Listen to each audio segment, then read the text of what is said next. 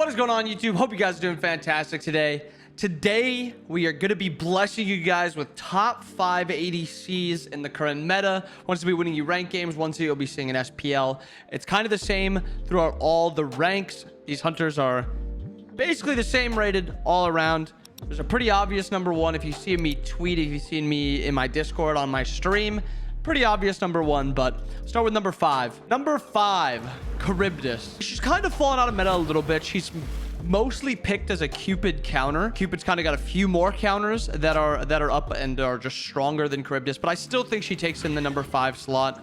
She's super safe, overall really strong, and I'm going to talk about hunter builds only on Charybdis because hunter builds are the same for every single hunter. It really comes down to just mostly preference and just game what you want. Sometimes you want to be able to kill frontline. Sometimes you want to be able to kill objectives. Sometimes you want a little bit of both. Sometimes you want to just be able to kill the squishies right in front of you. Sometimes they have no tank, so they're solo just playing like Hades or something, or something even squishier, like an assassin, and you just really want to one-shot them. You just build a crit. So I'll talk through the build quick only for Charybdis. Beyond that, I'm not going to be doing the builds for them because builds are the same for every hunter, or at least these 5 hunters. So your 2 starting options are Gilded or Death Toll. Gilded is a little bit better for farming. You have a little bit better fight. You do a little bit more damage. Death Toll is just a little bit better for sustain, a little bit better to keep yourself alive. It's really good on Charybdis because it gives her extra sustain, but Gilded gives her just extra clear potential. Every single rush item in this SPL in ranked, I've only seen Dev Gloves.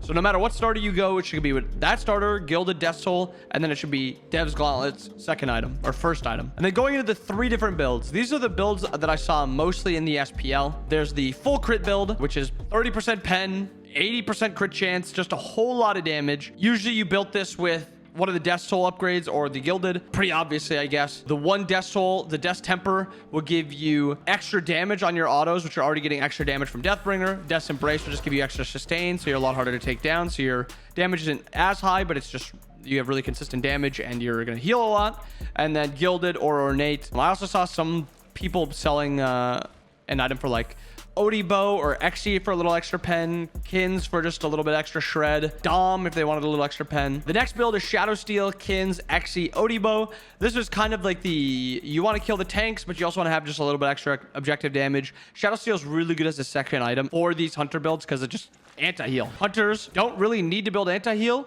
but this item is so effective with its stats and with its anti-heal that it's just almost always a good item. If you're trading into somebody that has Shadow Steel and you have just Kins or Xe, you will lose that because you're getting anti-healed. They're critting you, so they're going to be healing for more. But Shadow Steel is very hard to fight into as a second option. And then the last one is Kins, Xe, Odibo, Silver Branch. This is just the full pen build. You just want to kill who's in front of you, shred. Overall, it just depends on what you need. Sometimes you sell these build items for Dom. Sometimes you sell it for like an Xe. Sometimes you sell it for Kins. Sometimes you sell it for like a Wind Demon. Whatever it is. But it's kind of like a mix and match. Just make sure you have at least 30% pen right here.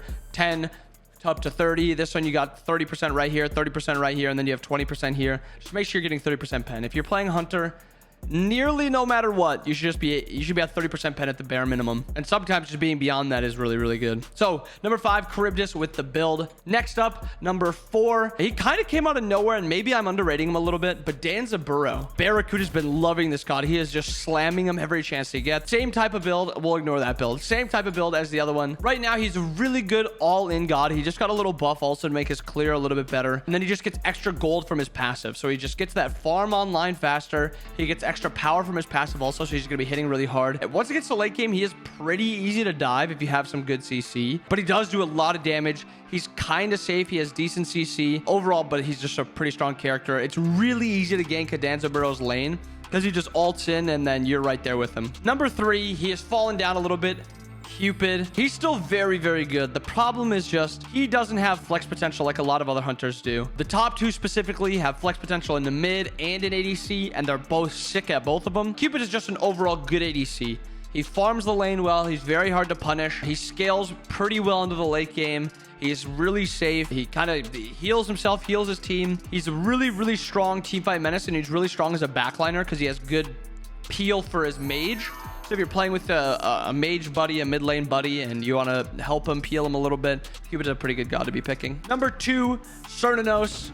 Really no surprise. Ever since Dardes started picking him in mid, he's kind of seen this big resurgence even in duo lane.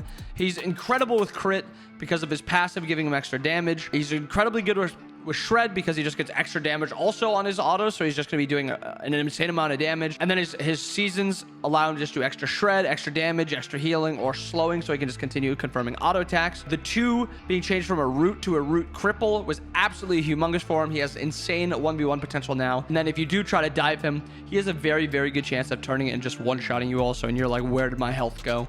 So Cern, number 2. And really no surprise, number 1, Ishtar. She does everything. I've complained about this. She's a new character, so it's not like I absolutely hate it, but she just does everything well. She 2v2s well. She's safe. She has CC. She farms well. She gets the late game well. She destroys objectives. She's hard to dive. She's easy to turn fights with. She has good peel for her mage. Literally, the list goes on and on. Everything that she has is just absolutely busted. She has a stim in her kit. She has multiple different ways to play team fights where she can shoot over walls. So if you're trying to run around a wall to keep away from her, you can't do that against her. She has spread shots, so if she's trying to kill an objective, she just one-shots it. She's got the extra attack speed with extra range, so you can't even like try to play with her at a distance. She'll just crit you from a distance. Her 2, probably your worst ability, but still, it's just CC to interrupt your abilities, and it sets up her other abilities. Her 3, very safe, very good damage. Well, not very safe, kind of safe. Very good damage. And then her ultimate, CC, really good damage. It's hard to dive her when this ability is up because it's a cripple into a stun, so even if you are a blink assassin, you couldn't go beads until 12. You can't really blink onto her because she has a really good chance of just being ulting you and killing you. Just absolutely insane god. She's really good with crit because of her 2 on her imbue arrow, extra basic attack damage. But to be fair, I do think she's pretty interesting to watch, but I think she might need toning down like in a pretty good amounts of her areas. Mostly her 1, I think, just gives her so much utility. But yeah, Ishtar number 1. If you don't know how to play Ishtar and you're an ADC, you're doing yourself a disservice. Learn Ishtar, play Ishtar, love Ishtar, mommy Ishtar. And there it is, the top 5 ADCs for ranked. I hope you guys enjoyed the video. I hope you guys have a wonderful rest of your day. Make sure you guys are subbed to the channel. Like the video if you liked it. Comment what role you want me to do next if you're curious about the top 5 gods. Hope you guys have a wonderful rest of your day. See you.